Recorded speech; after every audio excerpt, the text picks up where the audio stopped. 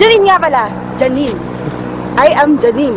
Yan. Alam mo, parang may connection tayo. Bakit di tayo palagi magsama? Ako, gusto ko sa relationship, yung walang iyakan, hindi masyado sweet. Gusto ko yung parang ganito lang, magkaibigan lang tayo. Tsaka, parang gusto kita makasama palagi, as in palagi. Pero ayoko sa loob ng school, gusto ko sa labas lang. Tapos gusto ko, magkaroon ako ng 5 anak. Pwede yung 3 babae, 2 lalaki, or basta kahit ano. Pero gusto ko pagkatapos na yun ang kasal kasi importante sa akin yung kasal. Hoy, nakikinig ka ba?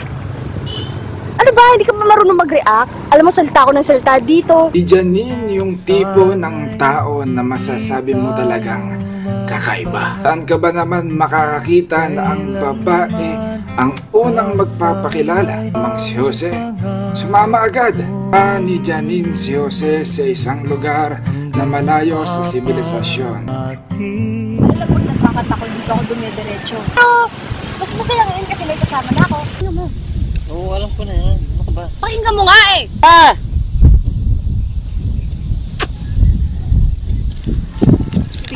Pagdating ng araw, ang iyong buhok ay Katapos sa eskwelahan, lagi na silang nagsasama.